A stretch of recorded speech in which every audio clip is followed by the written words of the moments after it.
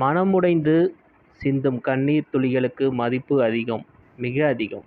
அதை மனிதர்களிடம் காட்டுவதை விட இறைவனிடம் காட்டிவிடு. ஆமாங்க.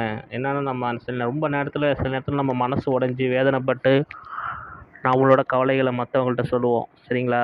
அதை நம்ம என்றைக்குமே சரி மற்றவங்கள்ட்ட என்றைக்கும் சொல்லக்கூடாது. நமக்கு எந்த ஒரு பிரச்சனைனாலும் அதை தேவனுக்கு தான் நம்ம தெரியப்படுத்தணும். தேவனுக்கு நம்ம தெரியப்படுத்துகிறப்ப நம்மளோட கண்ணீரை அவரோட துருத்தியில் வைப்பார். நமக்கு எந்த பிரச்சனைனாலும் ஆண்டவர் மட்டும்தான் நம்மளால் தீர்க்க முடியும். அதை விட்டு நம்ம ஃப்ரெண்ட்ஸு மற்றவங்கள்ட்ட நம்ம சொன்னோம்னா அது அந்த நேரத்தில் நம்மள்ட்ட சரின்னு கேட்பாங்க. ஆனால் அதுக்கப்புறம் அதை தூற்றி திரிவாங்க. ஸோ அது நமக்கு ரொம்ப மனசு கஷ்டமாக இருக்கும். அதுதான் பைபிள் ஒரு வசனம் சொல்லுது பாருங்கள். என் அலைச்சல்களில் தேவரீர் எண்ணியிருக்கிறீர், என் கண்ணீரை உம்முடைய துருத்தியில் வையும், அவைகள் உம்முடைய கணக்கில் அல்லவோ இருக்கிறது. சங்கீதம் 56:8. சரிங்களா? அந்த வார்த்தையின்படி நமக்கு ஆண்டவர் ஆசீர்வதிப்பார். சரிங்களா? என்றைக்குமே சரி நம்மளுக்கு எந்த ஒரு கஷ்டம் எதுனாலும் நம்ம தேவன்கிட்ட மட்டும்தான் சொல்லணும். மனுஷர்கள்ட்ட போய் சொன்னால் அதை தூற்றி தான் திரிவாங்க.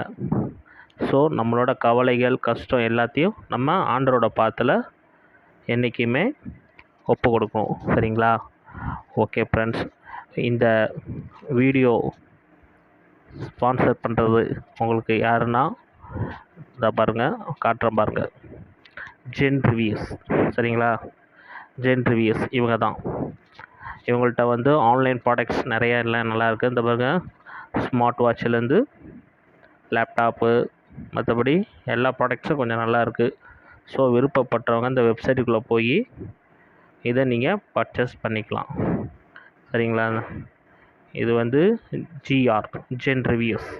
இந்த இதில் போய் நீங்கள் எது வேணால் பர்ச்சேஸ் பண்ணிக்கலாம். ஓகேங்களா? Okay friends, thank you.